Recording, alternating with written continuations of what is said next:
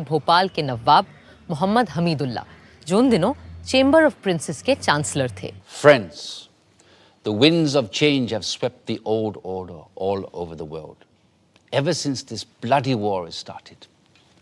And our new Labour government of Britain is of the opinion that the time has come for Indians to decide how they are going to govern themselves. And the purpose of this meeting is to have discussions with all of you, the representatives of British India and the Indian states, is to secure a way of framing the constitution of a free India. Okay.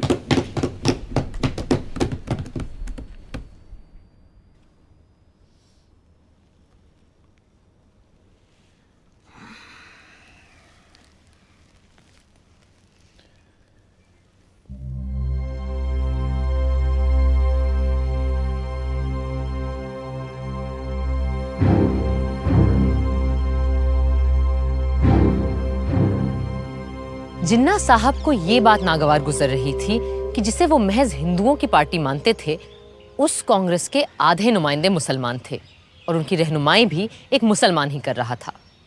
Shimla की ठंडी आबो हवा का ऐसे माहौल में गर्म हो जाना लाजमी था। मैं और मेरे साथी इस वक्त यहाँ पूरे हिंदुस्तान की आजादी की पेशकश लिए मौजूद हैं। बाकी मसाइल दोयम है जो हम बाद में भी तय कर सकते हैं। अपनी कॉन्स्टिट्यूएंट असेंबली में जो जमा होगी एक आजाद हिंदुस्तान के ख्वाब की ताबीर करने के लिए।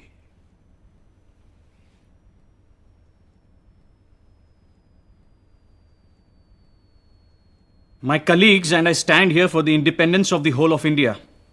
Other matters are subsidiary to this and can be discussed and decided in the Constituent Assembly, which will make a blueprint for an India of our dreams.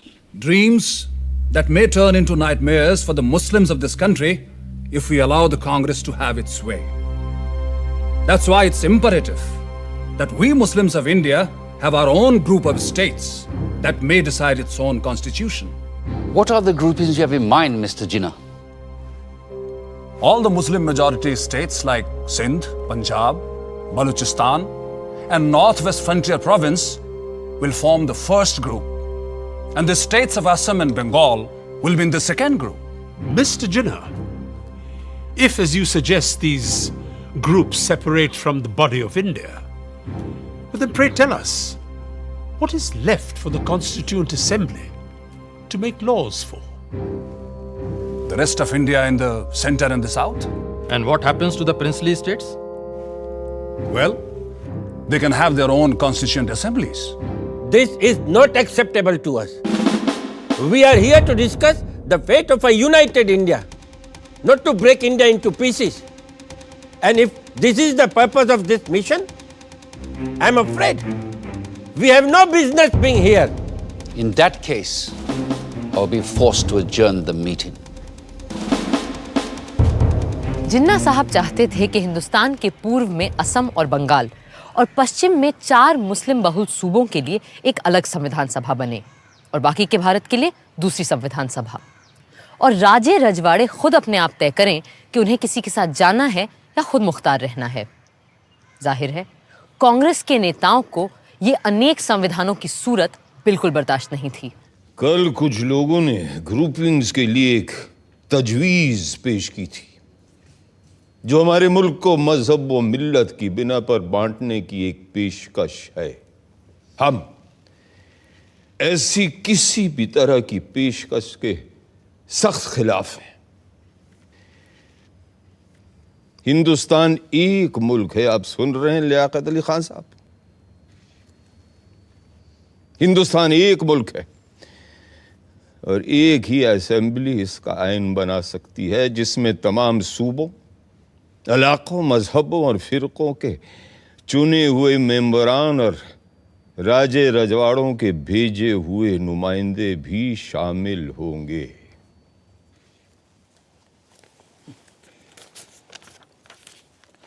References were made yesterday to groups of provinces arranged on communal lines. We are totally against any machinery to run any such groupings. India is one nation and it needs its constitution to be made by one assembly, which has elected representatives of the states, region, religion, and the nominated representatives of all the princely states as well. This is what I call the tyranny of numbers. Everyone knows here that such an assembly will have a brute majority of caste Hindus and their party, the Congress. And in the game of numbers, minority Muslims will have no say left. That's why we need two assemblies, so that Muslims can frame their own laws. मगर मेरे भाई जिन्ना, क्या आज तक हमारे पास हिंदुओं के लिए अलग और मुसलमानों के लिए अलग आइन थे? नहीं थे ना? तो फिर यकबयक आज इन दो कानूनों की जरूरत क्यों आन पड़ी? क्यों? I trust the British sense of fair play. But with the Hindus ruling India through their Congress, Muslims need a special constitutional protection. I have gone through the length and breadth of India, and I know how vulnerable Muslims are feeling today. And as their sole representative here, it is my duty to... ये आपसे किसने कह दिया कि मुसलमानों के अकेले नुमाइंदे आप ही हैं? अरे भाई, मुसलमान तो हम भी हैं. क्यों मौलाना? Well, I do not need to establish my credentials here. Because the Muslims of this country know who stands here for their rights and who here is a paid quisling Muslim masquerading as their representative. I take strong objection to such a remark being made about my esteemed colleague. Mr. Jinnah, if I've got you right, you need these groupings because of the communal mistrust that exists in this country. That's perfectly right, Sir Stafford. Muslims cannot be a part of a constituent assembly which will be dominated by caste Hindus. May we deal with first things first, please, which is to dispose of the problem of the Indo-British relationship. For that, we need to make our own constitution for a free India. The communal problem can be dealt with later. Later? Later, there'll be no Muslims left alive in India if Congress is given its way. And that is unacceptable to me. If Mr. Nehru doesn't like the idea of groupings of states within the same India, then it will be better to have two Indias. One for Hindus and another for Muslims. Hindustan and Pakistan. And a Princestan, the federation of the princely states. This is ridiculous. It clearly indicates the reality behind the groupings proposal Mr. Jinnah is making. I will not be a party to this balkanization of India. No!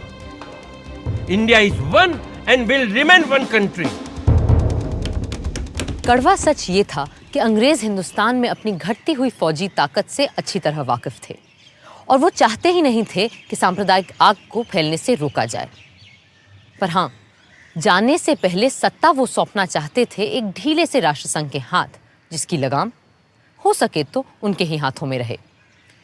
इन्हीं सब बातों को लेकर 16 मई 1946 को एक समझौते का मसौदा बनाया गया। United Dominion of India will be given independence as and when the appropriate time comes. In the meanwhile, two constituent assemblies will frame the constitution. One for the Muslim majority provinces, which will be grouped Balochistan, Sindh, Punjab, and Northwest Frontier Province as the first, and Bengal and Assam as the second group. The Hindu majority provinces in the central and southern India will form another group and make their own constitution. But the central government will be empowered to run foreign affairs, defense, and communications, while the residual powers and the responsibility will belong to the provinces coordinated by their group. How can you have two assemblies for one nation? Are you suggesting that there will be Hindu constitution and Muslim constitution? And which constitution will be applicable to the central government? But sir, Assam is not a Muslim majority province. Then why? Gentlemen, please, these are only recommendations which have yet to be accepted by the two main parties, that is the Indian National Congress and the Muslim League, whose working committees are going into details of this plan and there is no need for us to add anything more at this moment. Thank you. But Nehru is adamant he won't agree to such a proposal. I'm ready to sit together with Jawaharlal, for whom I have great regard, to convince him of the value of these groupings, since he has no desire that the British stay back in India any longer. And if I'm right, then even British do not desire to stay back here any longer. Not just Nehru. The entire Congress Working Committee is dead against the concept of 2 constituent assemblies and 2 separate constitutions. In that case, they must agree to partition and for the creation of 2 nations. Because the only way I can agree to one union of India is if Congress agrees to 2 groups, as proposed by me.